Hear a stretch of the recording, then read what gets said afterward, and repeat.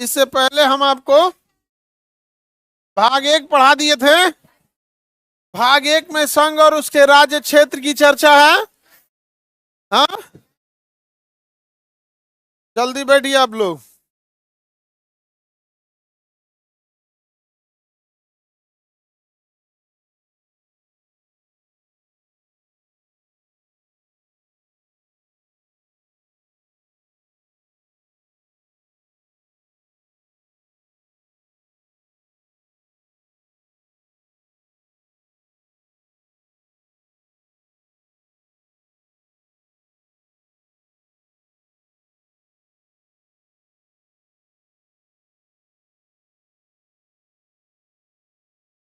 चलिए बाबू, हम अब देखते हैं आगे। अब भाग 2। भाग 1 है संघ और राज्य क्षेत्र। संघ और राज्य क्षेत्र पढ़ा दिए थे। भाग संख्या 1 है। भाग संख्या 1 में आर्टिकल कहां से कहां तक है? आर्टिकल 1 से लेके 4, यानी अनुच्छेद 1 से लेके 4 तक है। अनुच्छेद 1 क्या कहता है? भारत राज्यों का संघ है। संघ कौन वाला संघ? फेडरेशन या यूनियन? यूनियन से अलग हो सकते हैं। तो क्या कहता है? हम किसी भी विदेशी राज्य को, किसी भी विदेशी राज्य को किसमें मिला सकते हैं? भारत में। भारत में मिला सकते हैं। कौन मिलाएगा? संसद। कौन मिलाएगा? संसद मिलाएगी। कौन मिलाएगी? संसद। एग्जाम्पल के तौर पर सिक्किम। एग्जाम्पल क्या था? सिक्किम। सिक्किम को मिला लिया गया। किसे मिला लिया गया? सिक्किम को। कब मिलाया गया? 16 मई 1975। 16 मई 1975। देखिए, सिक्किम मिलने से पहले 1 साल तक हमारा सह राज्य बना था। सह राज्य मतलब वो कंप्लीट नहीं मिला था, वो 1 साल ट्रायल किया था। क्या किया था? ट्रायल किया था। क्या किया था? ट्रायल किया था। तो पहले सिक्किम सह राज्य बना और उसके बाद पूर्ण राज्य बना। सह राज्य बना, उसके बाद पूर्ण राज्य। इसके लिए संविधान में संशोधन तो किया गया ही होगा। तो एक बार किया गया होगा सह राज्य बनने के लिए और एक बार किया गया पूर्ण राज्य बनने के लिए। डायरेक्ट कोई देश इतना बड़ा डिसीजन तो लेगा नहीं यहाँ पर। तो एक बार हुआ 35वां संशोधन। कौन सा? 35वां संशोधन। और एक बार हुआ 36वां संशोधन। ये दोनों पूछेगा। सिक्किम किस संशोधन द्वारा सह राज्य बना और किस संशोधन द्वारा पूर्ण राज्य? 36वां संशोधन द्वारा पूर्ण राज्य और 35वां संशोधन द्वारा सह राज्य। 35वां संशोधन द्वारा सह राज्य। अब पूर्ण राज्य 36वां संशोधन। पूर्ण राज्य 36वां संशोधन। अगर वर्तमान राज्य में परिवर्तन करना है तो वर्तमान राज्य में परिवर्तन भाग संख्या अनुच्छेद 3। अनुच्छेद 3 कौन करेगा? कौन करेगा? संसद करेगी। कौन करेगा? संसद। एग्जाम्पल तो बहुत ज्यादा है इसके। एग्जाम्पल है कि नहीं है इसके? कौन कौन हो गया? झारखंड हो गया, तेलंगाना हो गया। अभी सबसे ज्वलंत एग्जाम्पल में कौन है? तेलंगाना। सबसे हाल ही में अलग हुआ है तेलंगाना। तेलंगाना, झारखंड, झारखंड, उत्तराखंड, छत्तीसगढ़, दुनिया भर के हैं सर। नाम भी इसी के तहत चेंज कर सकते हैं। राज्य का नाम क्या कर सकते हैं? चेंज कर सकते हैं। हाँ, जैसे बिहार का नाम मगध। बिहार का नाम मगध। मगध नहीं समझ में आ गया? पुराना नाम क्या था? मगध। मगध। अच्छा, बिहारी बिहारी कह के गरीबों करता है हम लोग, नहीं गिर जाता है लोग।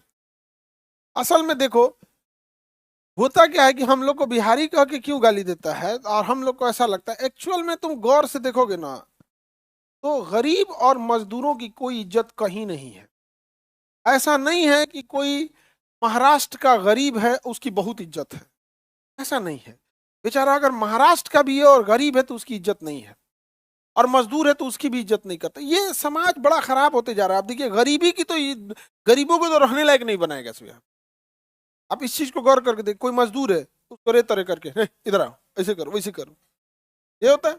तो सबसे ज्यादा आज के टाइम पे अपमान झेल कौन रहे हैं? गरीब और मजदूर, गरीब और मजदूर। और बिहार में इनकी संख्या मेजॉरिटी में। तो हम लोग के यहाँ इसकी संख्या क्या है? मेजॉरिटी में, मजदूर और गरीब। और सबसे ज्यादा यही अपमानित हो रहे हैं। अब धीरे धीरे धीरे धीरे क्या हुआ ना, जो बाहर गए हम लोग में कुछ बिजनेसमैन भी गए, अच्छे एंटरप्रेन्योर भी गए, बड़े बड़े कॉन्ट्रैक्टर बिल्डर ये सब भी गए, लेकिन बल्क में जो गए वो गरीब और मजदूर गए। बल्क में जो गए गरीब और मजदूर। जो भर भर की ट्रेनें दिखाई जाती हैं, वो कोई डॉक्टर इंजीनियर एंटरप्रेन्योर होता है? वो गरीब और मजदूर होते हैं। ट्रेनों में भर के दिखाया जा रहा है, जनरल डिब्बा में भर के दिखाया जा रहा है, वो कौन किसे दिखाया जाता है? गरीब और मजदूरों को दिखाया जाता है। और गरीब और मजदूर की कहीं भी इज्जत नहीं। गरीब और मजदूर की कहीं इज्जत है? कहीं भी इज्जत। Any problem? इसी वजह से हम सबको सुनना पड़ता है। ऐसा नहीं है जिस दिन हम लोग सुधर जाएंगे, गरीबी और मजदूरी खत्म कर देंगे, कोई नहीं बोलेगा। बोलता है इसीलिए, क्यों? क्योंकि उसे पता है कि गरीब और मजदूर को कुछ बोलियो देंगे तो पलट के कोई जवाब नहीं दे पाए, जवाब ही नहीं दे पाता है। एक ये भी रीजन है। क्या हो गया पंख? एग्जॉस्ट बंद कर दो तो जी। देखो देखो,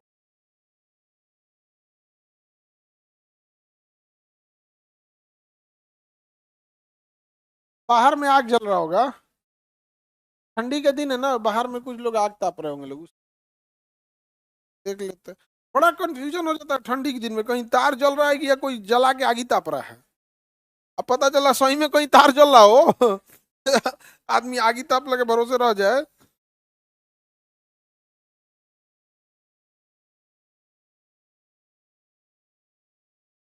देख लेना जी।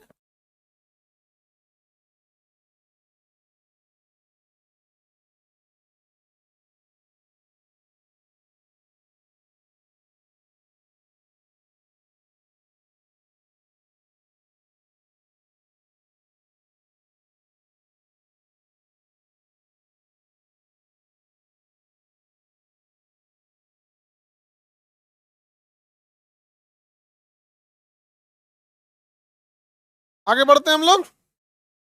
वर्तमान राज्य में परिवर्तन हो सकता है। अच्छा, आर्टिकल 4 पढ़ा दिए थे। आर्टिकल 4 क्या कहता है? कि संसद संसद जब आर्टिकल 2 या 3 का प्रयोग करेगी तो राष्ट्रपति हस्तक्षेप नहीं करेंगे। यानी राष्ट्रपति इसे आर्टिकल 368 की तरह नहीं समझेंगे। आर्टिकल 368 में संशोधन है, और संशोधन में कहा गया है कि राष्ट्रपति पुनर्विचार के लिए लौटा सकते हैं या फिर उसे अपने पास रोक सकते हैं। तो इसमें कहा गया है कि राष्ट्रपति 368 की तरह नहीं समझेंगे, अर्थात इसे पुनर्विचार के लिए नहीं भेज सकते हैं, और मैंडेटरी है उन्हें साइन करके दे देना है यहाँ पे। और अगर नौटंकी करे तो राष्ट्रपति को ही पैक कर देगा। समझ में आ गया कि नहीं? क्या लगा देगा? महाभियोग लगा देगा। सरकार बहुत पावरफुल होती है, महाभियोग लगाने की नौबतों नहीं आएगी, डरे हुए इस्तीफा देके चल जाएंगे। उपराष्ट्रपति का क्या हुआ भारत में?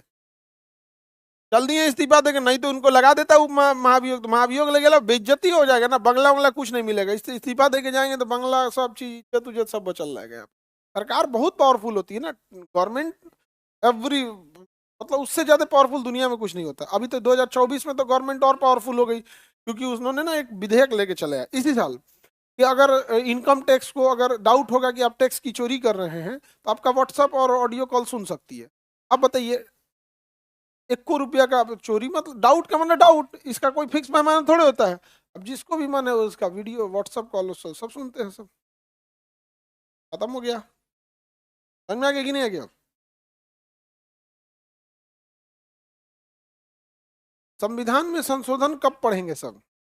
जब संविधान खत्म होगा तब, लास्ट में। अभी तुम पढ़ के ही क्या कर पाओगे? तुम्हें पता ही नहीं है कि संशोधन किस अनुच्छेद में हुआ, तुम्हें बुझे भी नहीं करेगा। यहाँ से आगे पढ़ते जाओगे तब।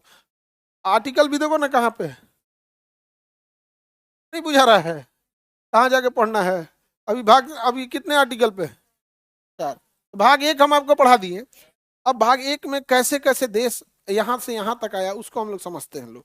ऐसे तो है नहीं कि हम लोग का इतना ऐसे ही देश बन गया था। तो हम लोग के देश के बहुत सारे टुकड़े हुए, और उनमें हम लोग देखिए कहाँ से कहाँ आके बिखरे। वर्तमान में जो भारत दिख रहे हैं यहाँ पर, तो हम लोग तो ये इतना ही से थे ही नहीं, यहाँ तो पाकिस्तान था और यहाँ क्या था, अफगानिस्तान। अंग्रेजों ने भारत से अफगानिस्तान को अलग किया था 1893 में। 1893 में एक्चुअल में इन्होंने डूरन लाइन खींच दी थी। अब ब्रिटिश इंडिया ने कहा था कि वहां दूसर कंपनी को भेजिए, बड़ी मारता है सब, बहुत मार मारता है सब। अंग्रेजों ने उसे संभालने की कोशिश किया। जिस समय अंग्रेज हमें कमजोर जानकर हमारे ऊपर जलियांवाला बाग किए थे 1919 में, उसी समय अफगान वालों ने अंग्रेजों के ऊपर जलियांवाला बाग किया था, वहां घेर के मारे थे सब। 1919 में अंग्रेज इसको आजाद करके चल गए सब। अफगानिस्तान हमसे पहले आजाद हुआ है 1900। उस समय हम लोग जलियांवाला बाग झेल रहे थे, समझा गया। इतना मार मारा था अफगानिस्तान वाला। हमारा ही अफगानिस्तान कंधार गंधारी का है, गंधार हमारे अखंड भारत का हिस्सा है। लेकिन अंग्रेजों का कहना था कि इन्हें तोड़ो और या तो जाति या तो धर्म में तोड़ दो। अभी अफगानिस्तान ऐसा लगता है हमारा ही नहीं है। आज एक नॉर्मल इंसान को देखिए, वो नेपाल से ज्यादा अटैच फील करता है, अफगानिस्तान से कम, समझे। अफगानिस्तान वाला मार के उनको बराबर कर दिया। सिकंदर को भी मारा था तो 3 साल तक। सिकंदर जीवन में सबसे ज्यादा अगर लड़ाई में कहीं समय लगाया तो अफगानिस्तान। उसकी माँ तक उसको चिट्ठी भेजी थी, तुम कैसा लड़का है रे, तो 3 साल तक तो तुम ये नहीं पाए अफगानिस्तान। सिकंदर की माँ ने बोला था इतना छोटा जगह जीतने में तुम्हें 3 साल लग रहे, वो खाली मारे किया ही है सब जिंदगी में। अफगानिस्तान वाला केवल मार किया है सब। उस पर अमेरिका ने ना अफगानिस्तान पे रूस ने हमला कर दिया और कब्जा कर लिया, सोचा कि इसको पूरा तरह अपने अंडर में लेंगे। तो अमेरिका ने अफगान के लोगों को, स्टूडेंट्स को पकड़ा। स्टूडेंट को मतलब होता है तालीम हासिल करने वाले, एजुकेशन का मतलब तालिबान, तालीम, तालीम से बनाया तालिबान, यानी स्टूडेंट्स को तालिबान बोला जाता है। वहां के स्टूडेंट्सों को हथियार दिया कौन, अमेरिका। और 10 साल में उसे मार के भगा दिया। सो किसको, रूस को। और जब हथियार ज्यादा हो गया तो कैसा, अब क्या करेंगे, उसमें क्या अमेरिका को मारा जाए। अमेरिका को मार दिया सो। 20 साल मारा सब, किसको, अमेरिका को। किसे मारा सब, अमेरिका को मारा सर। अमेरिका यहाँ आया 20 साल तक, फिर भाग गया। अभी अमेरिका के हेलीकॉप्टर पे घूमता है सब। अमेरिका का हथियार यूज करता है, अमेरिका का गाड़ी यूज करता है, अमेरिका के सैनिकों का चश्मा कपड़ा सब यूज करता है। कहता है भगा दिए हम लोग यहाँ पे। समझ में आया। तो वो सब अलग लेवल का है सर। आज भी वहां पे ना गेम खेलता है सब, हाथ पे ऐसे वो रख लेगा सब कुछ फल सेब, और उसका दोस्त एक तो उधर से निशाना लगाएगा, गोली चलाएगा सर। और ये नहीं कि खूब अच्छा से उपलब्धि मार के बैठा है, मार रहा है इसे। जबकि एक इधर उधर होगा ना तो जान जाए या ना जाए, हाथ पे रखा, हाथ तो नहीं बचा सकता है कोई। अजीब लेवल का है सब। गोली उली तो एकदम आराम से बंदूक लेके घूमता है वहां पे। संसद में बैठा था बंदूक लेके। लेकिन देखो, भारत को बहुत मानता है, इंडिया को अफगान वाले बहुत मानते हैं सब, इसलिए हमसे उसकी अच्छी दोस्ती है। तो जब हमसे दोस्ती अच्छी है तो भैया हम लोग भी अच्छे ही दोस्ती रहेंगे। उसके विदेश मंत्री भी यहाँ आए थे, और हम भारत के खिलाफ कभी कुछ नहीं बोलता है, ठीक है यहाँ। और अगर हम लोग अफगानिस्तान तालिबान से रिश्ते तोड़ेंगे तो वहाँ चाइना घुस जाएगा। हम लोग तालिबान पाकिस्तान अफगानिस्तान को आज अकेले छोड़ दे, तो रूस को तो मारा है वो 10 साल, रूस तो उसको कुछ करेगा नहीं। अमेरिका को अभी मारा है, ट्रम्पा भागा था पिछले कार्यकाल में, 2021 में भागा था ट्रम्पा वहां से, उस पर चुनाव हार गया ट्रम्पा। समझ में आ गया कि नहीं आ गया। फिर बाइडन आए, बाइडन के वहां 4 साल का कार्यकाल ना होता है। तो बताइए अफगानिस्तान हमसे कब अलग हो गया। 1919 से याद रखने की क्या जरूरत, तो आजाद हुआ, ये तो वहां का विद्यार्थी याद रखे। हाँ सोचिए, आजाद कर लिया सर 1919 में। वो कितने ताकतवर थे सब, कि आजाद हो गया सर। और हम लोग कितने कमजोर थे कि छाती पे चढ़ के जलियांवाला बाग मारा। आप मारने से पहले मारते नहीं है किसी को, आप उसकी हैसियत के हिसाब से मारते हैं। आपका झगड़ा होगा ना, आप हाथ चलाएंगे कि नहीं, डिपेंड करेगा सामने वाला कैसा है। नहीं समझे, सामने वाला कमजोर है, अतनियों से बोल दिया चल बे गधा, अरे हमको बे बोला है, हमको गधा बोला है, मारेंगे। और सामने अगर मान के चलो कोई पुलिस का सिपाही है, कितना भयंकर लेवल का गरिया देगा, सर सर सामने, अरे भाई आईपीएस एसपी की बात नहीं कर, हमको एक सिपाही है, कितना अभद्र गाली देना हो सकता है वो दे देगा तो आदमी कुछ नहीं बोलता है। लेकिन अगर सामने वाला कमजोर है, तनी सा इधर उधर हो गया, हमारा बात नहीं मानेगा रे, हमारा बात नहीं मानेगा, धुआं धुआं कर देंगे हम। आगे बढ़े।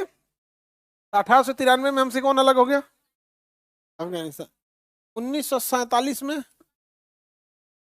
इससे पहले हम इधर अलग हुआ म्यांमार। 1935 के अधिनियम के तहत 1937 में, अधिनियम था 35 का, अलग हुआ 37 में। 2 साल लगेगा ना जी, कैसे अलग होता है यहाँ पे। अब जो भारत बचा था यहाँ पर, इन भारत को हम लोग देखते हैं, लोग कैसे कैसे कौन अलग हुआ था। ये तो अलग हो गया 1935 के अधिनियम, ऐसे अभी हम नहीं अलग करते हैं, रहते हैं। जब दोनों अलग हुआ था तो बवाल हुआ था। अब जब दोनों अलग हो गए सब, तो अंग्रेज 1947 में जब आए सब, तो पता चला कि 1948 तक आजाद करना है। तो भारत को एक्चुअल 1948 में आजाद करना था और भारत के सब आदमी सहमत थे। लेकिन अंग्रेजों का कहना था कि ऐसे आजाद कर देंगे तो एक बड़ा शक्तिशाली देश बन जाएगा, और शक्तिशाली देश बन जाएगा तो फ्यूचर में 50 साल बाद हमें दिक्कत करेगा। इनको आपस में ऐसा करो कि जिंदगी भर लड़ते रहे सब। जिन्ना को आगे किया गया, तो कहा गया कि 1948 में आजाद करेंगे। बट हुआ क्या कि जिन्ना को टीबी निकला। एक्चुअल में ना वो दिक्कत ये है कि उस समय मेडिकल डॉक्टरों के पास था, अंग्रेज डॉक्टर थे, कि लंग्स कैंसर था कि टीबी था ये पता ही नहीं चला। एक हिस्सा कहता है कि उसे लंग्स कैंसर था, और जहां तक लगता है कि उसे लंग्स कैंसर ही था, क्योंकि टीबी में ना लोग मरते हैं तो बड़ा समय लगता है, बेड पे पड़ते हैं, ब्लड आता है, ये होता है। लेकिन कैंसर में क्या ना कि फेफड़े में फैल जाएगा। अब फेफड़े फैलते फैलते फैलते फैलते बाहर से उतना खराब नहीं दिखेगा, अंदर से पूरा फेफड़ा में ही इतना भर जाएगा कि सांस लेने का जगह नहीं रहेगा। उसे संभवतः लंग्स कैंसर था, लंग्स टीबी। तो डॉक्टरों ने कहा था कि ये 3 साल और जिएगा। तो अंग्रेजों का कहना था कि 1949 तक चलेगा, 1949 तक जिन्ना चलेगा, उससे पहले ही हम लोग आजाद कर देंगे, और उसके बाद जिन्ना का जिंदा रहना जरूरी है, वरना लड़ाई कौन लड़ेगा। तब तक डॉक्टरों ने रिपोर्ट ले दिया जिन्ना मरने वाला है। ले, तो बुढ़वा मरेगा, एकदम सूख के देखे ना ऐसे हो गया था जिन्ना, पतरा दुबरा गया था। तब आनंद फानन में अंग्रेजों ने हमें आजाद किया 1947 में। 1947 में कहा कि आजाद जिन्ना के रहते आजाद करना जरूरी है, और 1 साल जिंदा का जिंदा रहना जरूरी है, वही युद्ध कराएगा। 47 में हमें क्या कर दिए, आजाद कर दिए, आजाद कर दिए, उधर जिन्ना को छोड़ दिए। अंग्रेजों ने एक काम किया था, कहा था कि उन्हें पता था भारत हावी हो जाए। उन्होंने कहा कि खराबा ज्यादा न हो, इसलिए भारत का सेनापति और पाकिस्तान के सेनापति फिलहाल अंग्रेज ही रहेंगे। एक्चुअली ये खून खराबा से उन्हें मतलब ही नहीं। जो द्वितीय विश्व युद्ध लड़ रहा है, जलियांवाला बाग हत्याकांड कर रहा है, वो खून खराबा की बात कर रहा है। वाह अरे भाई वाह। हाँ, चलनी कहे सूप से कितना छेदे छे। अरे सूप में कितने छेद होता है, बहुत कम। और कह कौन रहा है, चलन।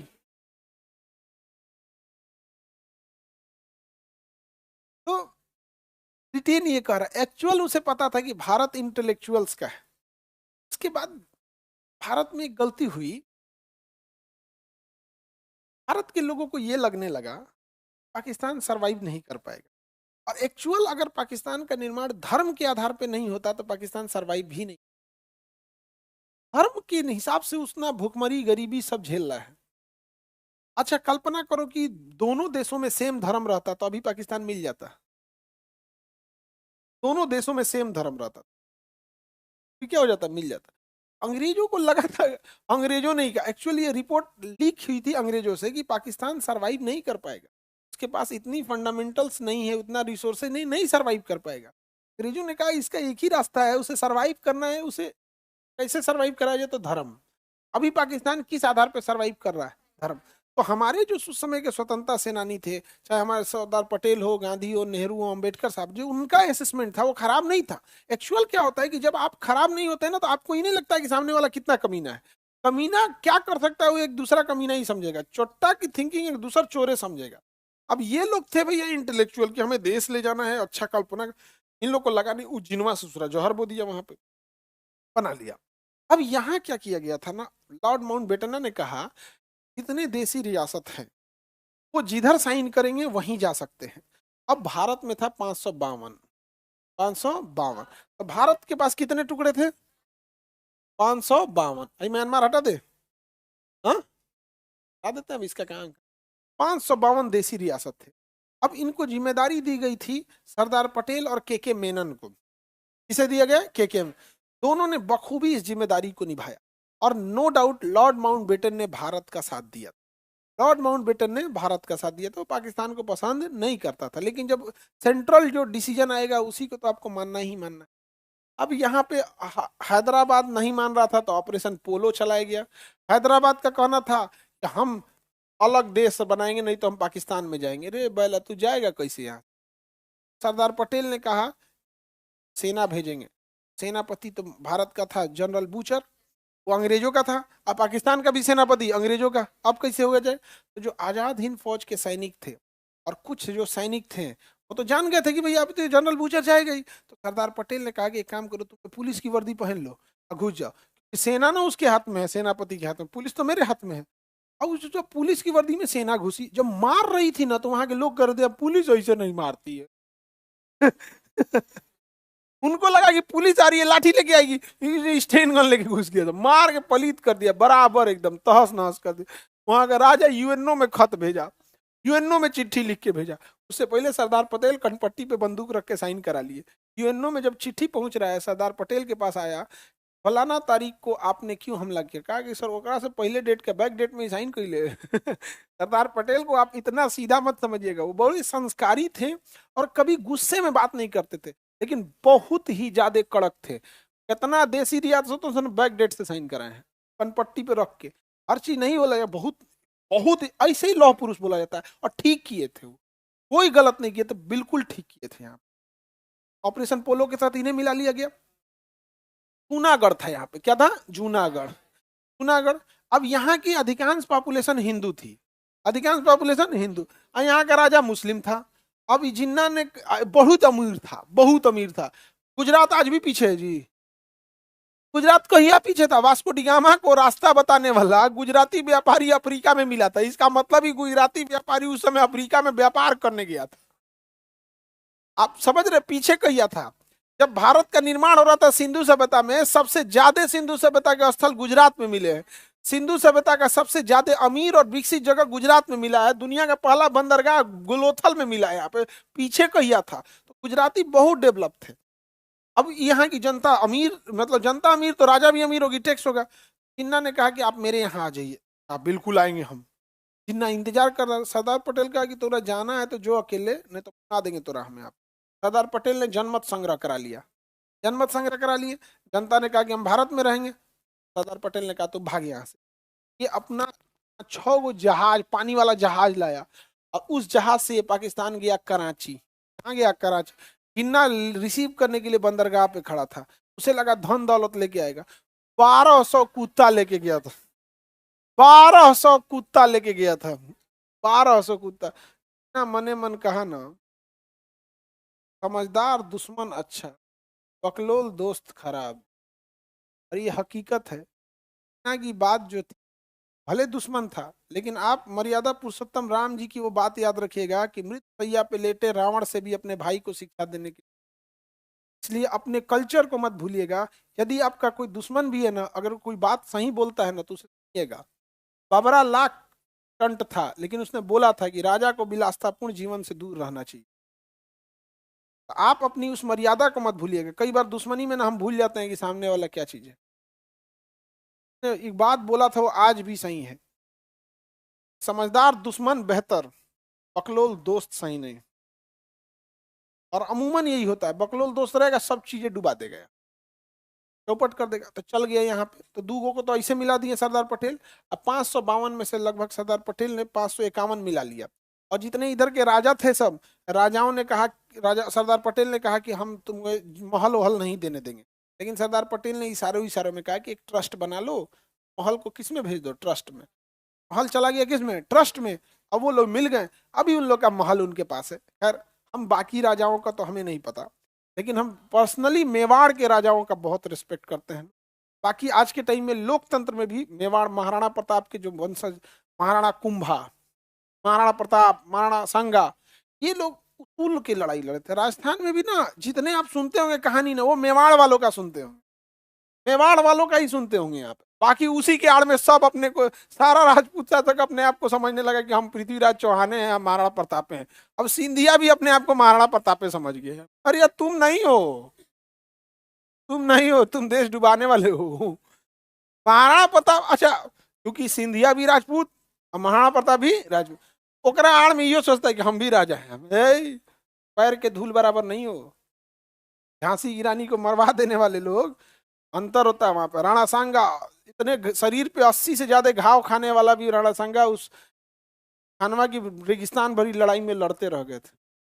ऐसा थोड़े होता है यहाँ पे। तो उनका तो हम तो कहते हैं कि भैया उनको नहीं हो ट्रस्ट बनाए तो जीवन भर उनका उनके पास रहना चाहिए, जिन्होंने किया है इस चीज।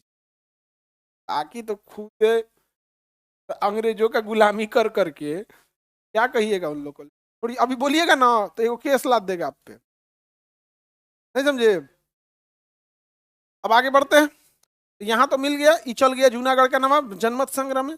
अब यहाँ गड़बड़ाया जानते हैं कौन? हरि सिंह। यहाँ पे कौन गड़बड़ाया? हरि सिंह।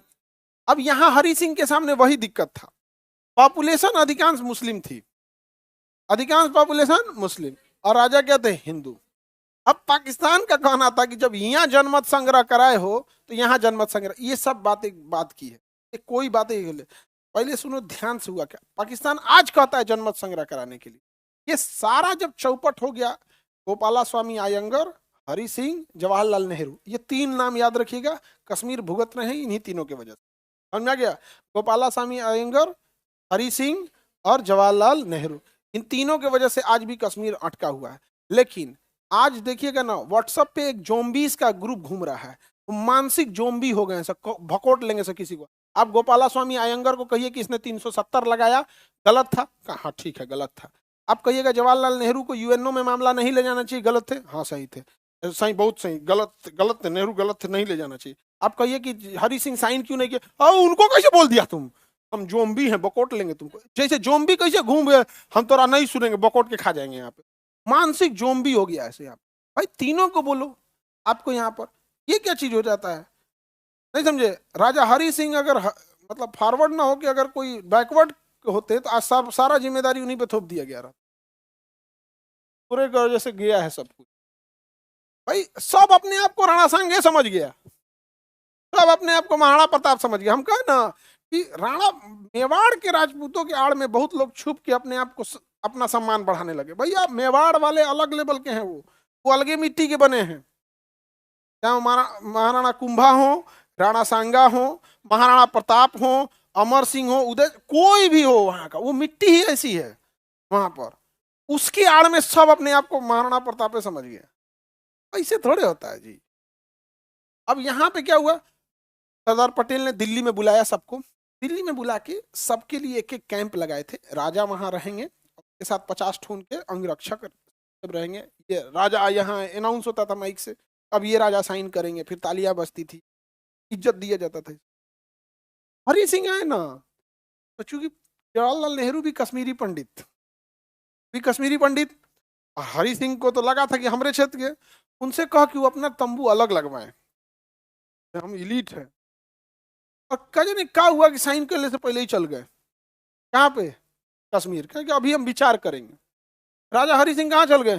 कश्मीर। लौट गए कि अभी हम साइन नहीं करेंगे। और इधर देश 15 अगस्त 1947 आजाद हो चुका था, सारा चीज सरदार पटेल ने समेट दिया था, सारा चीज सरदार पटेल ने समेट दिया था। हरि सिंह वापस चले।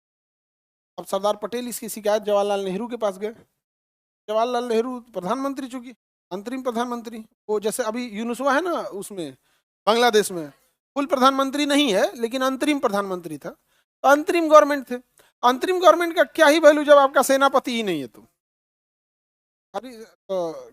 उन्होंने बोला जवाहरलाल नेहरू कि हम बात करते हैं, हम पर्सनली बात करते हैं। किससे? हरि सिंह से। नेहरू इस भ्रम में थे, नेहरू इस भ्रम में थे कि नेहरू के बात ये हरि सिंह मान लेंगे।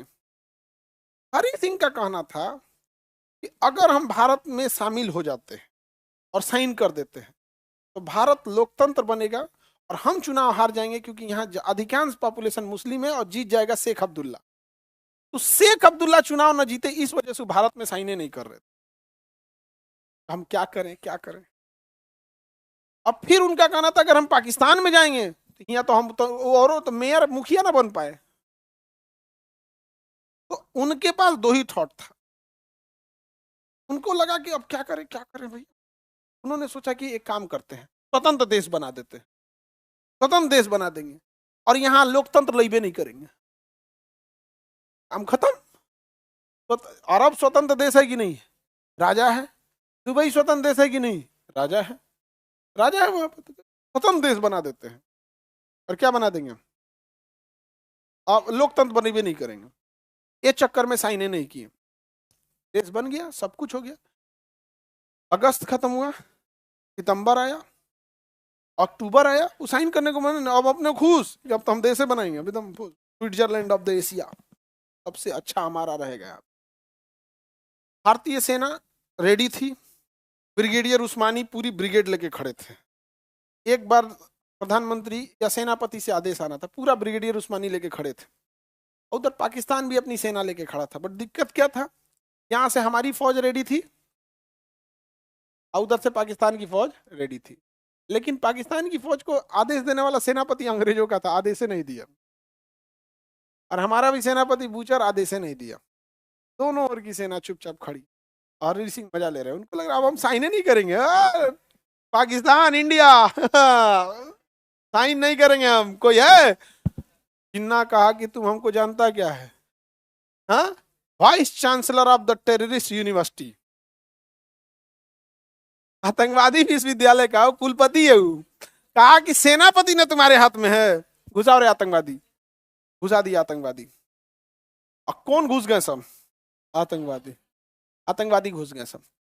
अब लो, आतंकवादी घुस के कब्जा कर लिया सब, मारा सब, इतना रेगरस ढंग से कब्जा किया सब कि इनका हालत खराब हो गया। इनका आधा साम्राज्य कब्जा हो गया। कोई इनका रिश्तेदार उस एरिया का उस जिला वो देख रहा है, वो जिला ये देख रहा है, ये जिला, राजा ऐसे ही ना संभालता है, सब रिश्तेदारे को देता है अपना पर। कोनो मरा गया, किसी को किडनैप करके ले गए, सब कब्जा हो गया, आधा कश्मीर उड़ गया, आधा कश्मीर उड़ गया। माउंट बेटन बोला जिन्ना को, सेना कैसे भेजे, क्या बात बोलता है, सेना कहाँ भेजे हैं, सेनापति आपका, उससे पूछिए, हमसे कौन सी पूछ रहे हैं, हम तो आतंकवादी डिपार्टमेंट देखते हैं। अब भारत के पास ऐसे कोई आतंकवादी नहीं थे, सब हमारे यहाँ आतंकवादी थे नहीं, शुरू से हम लोगों ने नहीं किया। और जिन्ना ने जो तरीका अख्तियार किया ना, आज भी पाकिस्तान को अगर कोई काम कराना होता नहीं कर सकता था, आतंकवादियों से करा देता, और आज भुगत रहा है। उस समय तो जिन्ना को मजा आ रहा था, आज बर्बाद हो रहा है। अब हम लोग क्या करें यार, हमारे यहाँ तो कोई आतंकवादी नहीं था, अब चुपचाप रहे। अब क्या किया जाए, तब सरदार पटेल, जवाहरलाल नेहरू, इन्होंने कहा कि इनके पास वो लेटर भेजा, हरि सिंह हमारी मदद किया जाए।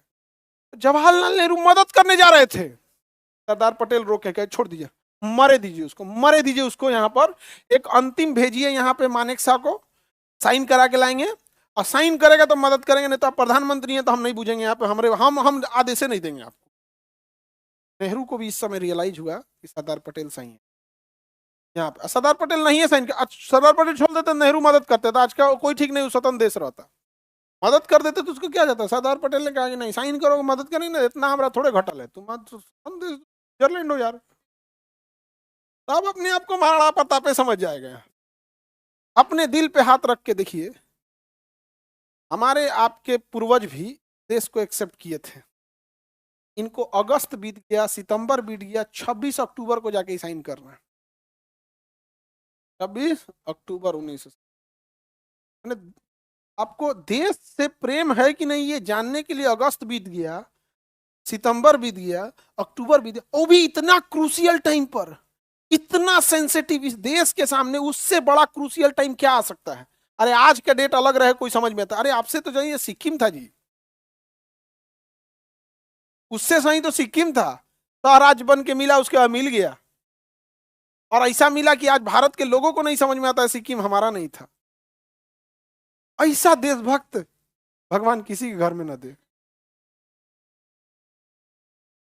हम बस ये कहते हैं कि क्या अगर हरि सिंह किसी दलित परिवार में जन्म लिए होते और यही गलती किए रहते, आप बताओ ये जो बातें थी ऐसी रहती, ये बड़ी उटपटांग हो जाता है। हर इंसान अपने आप को राणा प्रताप समझ गया। हम हमेशा कहते हैं कि राणा प्रताप के दुश्मन भी राणा प्रताप की इज्जत, दुश्मन भी राणा प्रताप की इज्जत करते हैं। और चाह के भी देखो, युद्ध जीतना हारना अपने जगह पे होता है, लेकिन युद्ध के बाद जो कहानियां पीछे छूट जाती है वो अमर हो जाती है। ऐसा नहीं है कि महाराणा प्रताप हो या सरदार पटेल हो या कोई अमृत पी के आता, सबको एक दिन जाना था। जाने के बाद जिन्ना ने भी एक कहानी छोड़ी है, जाने के बाद सरदार पटेल ने भी छोड़ी। हाँ, अब आज के टाइम पे अकबर है ना, आज राणा प्रताप है, लेकिन आज भी राणा प्रताप का नाम, लेकिन इसका मतलब ये थोड़ी कि कोनो राजा अपने को राणा प्रताप समझिए। अच्छा, देश के लिए ज्यादा लड़ाई कौन लड़ा इतिहास से उठा के देखो, हरि सिंह या राणा प्रताप। उनका फैमिली फट से मिल गया, साइन कर दिया, फट से मिला क्या कर दिया, साइन कर दिया। राजस्थान के राजपूतों ने 700 सालों तक, 700 सालों तक किसी विदेशी आक्रमणकारी को भारत में घुसने नहीं दिया, 700 सालों तक उन सब ने साइन करके भारत में मिल गए। लेकिन चूंकि भारत के सबसे बड़े देश प्रेमी हरि सिंह को थोड़ा समय लग रहा था, और वो मतलब अगस्त बीता, सितंबर बीता, अक्टूबर बीता, और के बाद उन्होंने, वो भी आधा जब कब्जा हो गया, तब सरदार पटेल ने कहा, सरदार पटेल का सीधा कहना था कि साइन नहीं करोगे तो मरते छोड़ देंगे। जवाहरलाल नेहरू उस समय थोड़ा सा, अरे छोड़िए, हमने अपने यहाँ का है, बचा लिए जाए, कौन बचा लिया जाए, तो साइन करने के लिए क्या, दिल्ली से भाग गया हुआ आदमी नहीं बचाया जाएगा। तब जाके वो साइन किए, कैसे साइन हो गया, जब साइन हो गया तो भारत का हिस्सा हो गया, अब सेनापति का काम खत्म, अब तो भारत का हिस्सा हो गया। तो उधर सरदार पटेल ने, जवाहरलाल नेहरू सरदार पटेल ने मीटिंग बुलाई, और उधर खड़े थे ब्रिगेडियर उस्मानी, इधर से निकल दिए कौन, ब्रिगेडियर उस्मानी, मार के ब्रिगेडियर उस्मानी नौशेरा में उसका मेन अड्डा था, एक दिन में नौशेरा कब्जा कर लिए थे ब्रिगेडियर उस्मानी, एक दिन में नौशेरा। आतंकवादी हथियार छोड़ के भाग गए थे, और ब्रिगेडियर उस्मानी पूरा कब्जा कर लिए रहते हैं। यहाँ अब अगला गलती आता है नेहरू का। नेहरू कहते हैं यूएनओ में मुकदमा करेंगे हम। वकील आदमी को लगता है ना कि हम ही वकालते में केस जीत जाएंगे, लेके गए मुकदमा, आज ले अटकल है, आज तक अटका है। समझ में आ गया कि नहीं आ गया, किसी को दिक्कत, समझ में आ गया। तो जवाहरलाल जो इतना लंबा खींच गया वो किसके वजह से, जवाहरलाल। लेकिन पाकिस्तान आधा कब्जा हुआ किसके वजह से, हरि सिंह। 370 लगा, गोपाला स्वामी आयंगर, यूएनओ में गया जवाहरलाल। 3 आदमी का नाम याद रखना। सबसे पहला गलती हरि सिंह, आधा कब्जा किसके वजह से, 370 लगा, गोपाला स्वामी आयंगर, यूएनओ में चल गया जवाहरलाल नेहरू, जवाहरलाल नेहरू। इन तीनों में एक गलती को सुधार दिया अमित शाह ने, 370 उड़ा दिया, वो भी गुजराती, समझ में गया। सरदार पटेल भी गुजरात, जिन्ना भी गुजरात, जिन्ना तो पढ़ा है ना, जिन्ना मुस्लिम, जिन्ना मुस्लिम थोड़ी था, जिन्ना हिंदू परिवार में जन्म लिया था, बाद में उसने मुस्लिम बन गया। मुंजा भाई ठक्कर का बेटा जेना भाई ठक्कर, जेना भाई ठक्कर का बेटा मोहम्मद अली जिन्ना, और जिन्ना नाम में उसके पिताजी का नाम जुटा है, जेना भाई ठक्कर। तो जेना भाई ठक्कर, इसका नाम था मोहम्मद अली, लेकिन क्या है ना, गुजरात की उधर की एक कम्युनिटी है जो अपने पिता के नाम को भी साथ में ऐड करके रखती है, इसका नाम था मोहम्मद अली, और जेना भाई ठक्कर से क्या ले लिया, जिन्ना। तो जेना नाम थोड़ा सा लग रहा था कि मुस्लिम नहीं है, तो जेना से जिन्ना कर दिया, मोहम्मद अली जिन्ना, मोहम्मद अली जिन्ना। अब लोग उसको मोहम्मद अली काट देते, खाली जिन्ना जिन्ना बोलते। अरे यार, तो पूरा काट दिया तो उसका अब्बा हो गए, तो जिन्ना जिन्ना बोले तो उसका अब्बा हो गया। यहाँ पे समझ में आ गया कि नहीं आ गया। अभी क्या है कि अभी आपको यूट्यूब, सोशल मीडिया पर कुछ जोम्बीज मिलेंगे आप, अगर उन्हें, उनकी क्षमता नहीं है सच सुन लेने की। देखो, अगर हमें कोई, अगर किसी को ऐसा रहता, तो हम क्यों कह रहे हैं, उसी समय एक ही टाइम फ्रेम में हम महाराणा प्रताप के वंशजों को अलग नजरिए से देखते हैं, सिंधिया और हरि सिंह को अलग नजरिए से, आप भी देखते हो। लेकिन एक ऐसा जोम्बी कैटेगरी घूम रहा है ना, जो आपको कहेगा कि नहीं वो सही थे, एक से कर आका सही है, बताइए, उनका कोई गलती नहीं, कोई बात नहीं।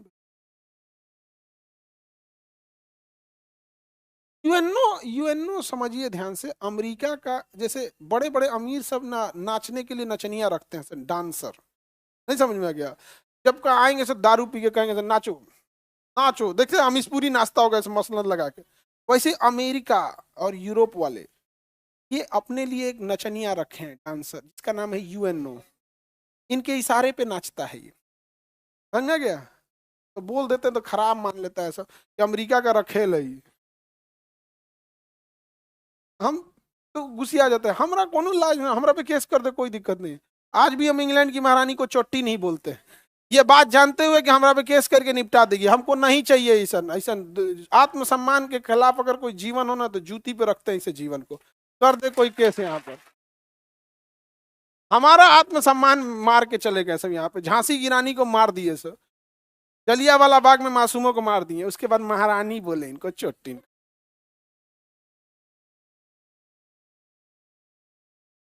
यहाँ कोई दरोगा के खिलाफ कुछ नहीं बोलता है, बोलता है उठा के लेके चल जाएगा, अरे तुम ले के चल जाओ कोई दिक्कत नहीं है, लेकिन याद रखना जिस दिन लेके जाओगे ना उस दिन चोट्टिन कहने वाला एक है, फिर 1 करोड़ आएगा, याद रखना, फिर रोक नहीं पाओगे। यही बात भगत सिंह बोले थे कि हमें फांसी दे दो, लेकिन याद रखना मेरे फांसी के बाद इस फांसी पे चढ़ने वाले करोड़ों में आएंगे। यहाँ मैं जो आगाज कर रहा हूं कल इसका प्रमाण आएगा, मेरे मरने के बाद इस वतन पे मरने वालों का सैलाब आएगा। तो ये बात भगत सिंह ने बोला था, और अंग्रेजों ने यही गलती कर दिया, अंग्रेजों ने गलती कर दिया। हम तो जानबूझ के बोलते हैं कि ते अजुराओ, और जुरा गई तो ये बिहारी है, नोच ले आएंगे कोहिनूर हीरा, और नहीं देगी तो रानी सहिते उठा के ले आएंगे।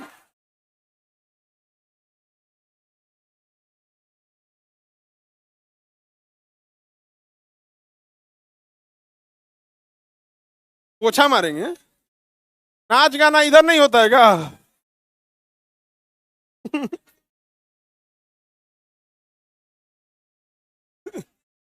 देखिए हमारी भाषा भले खराब लगती होगी, कभी किसी को लगेगी, कभी किसी को अच्छा, किसी को खराब लग जाता है, लेकिन हम जो बात बोलते हैं आप कहिए वो बात खराब है तब बोलिए, आपको खराब लग रहा है वो अलग बात है। नहीं समझ में आ गया?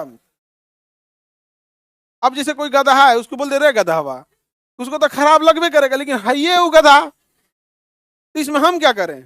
नहीं समझ आएगा, बुरा मान जाए तो हम क्या करें? तो यहाँ पर अच्छा, इसमें 2 आदमी सबसे अच्छा काम किया था, एक सरदार पटेल, एक ब्रिगेडियर उस्मानी। तो जो बचा हुआ कश्मीर है वो आप धन्यवाद दीजिए उन 2 लोगों का, सरदार वल्लभ भाई पटेल और ब्रिगेडियर उस्मानी। 3 लोग डुबाने में, 2 लोग बचाने में। कब्जा किसके कारण हुआ? हरि सिंह। 370 लगाया गोपाला स्वामी आयंगर, यूएनओ में ले गया, युद्ध सेना लेके पहुंचे थे ब्रिगेडियर उस्मान, जबरदस्ती साइन कराए थे सरदार पटेल, सरदार वल्लभ भाई पटेल। एक चीज को सुधार दिया अमित शाह ने, 370 उड़ा दिया, 370 उड़ा दिया। इस देश की विडंबना देखो, 370 लगाने वाले का नाम भी आप में से किसी को नहीं पता था, गोपाला स्वामी आयंगर। जिस 370 को सुबह शाम गरियाते थे लोग, तो लगाने वाले को तुमने एक भी बार एक शब्द नहीं बोला, पता नहीं था। इस देश में याद रखिएगा, यहाँ पे आप क्राइम करके आपको हीरो बनाया जाएगा या आपको दुश्मन बनाया जाएगा, ये आपका जात डिसाइड करेगा। अगर आप छोटे जाति से हैं तो आप क्रिमिनल कहलाएंगे, अपराधी कहलाएंगे, और बड़े जात से हैं तो बाहुबली कहलाएंगे। देश है यहाँ पे, आपका क्राइम डिसाइड नहीं करेगा आप बदनाम है तो।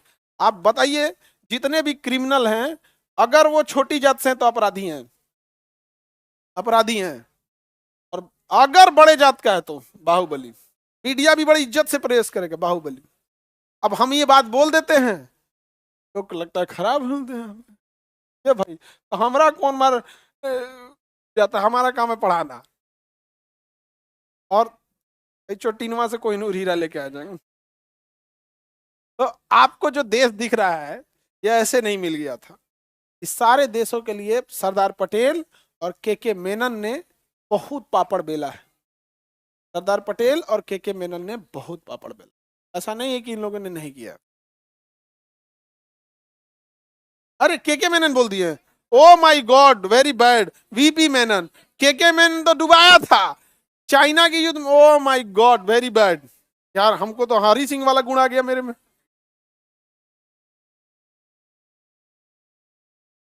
आगे बढ़े।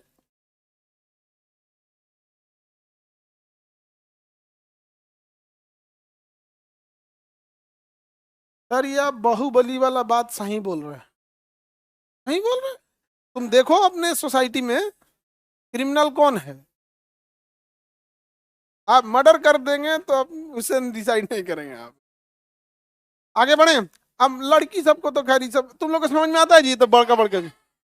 हाँ, बड़ा बड़ा चीज नहीं समझ में आता। हाँ,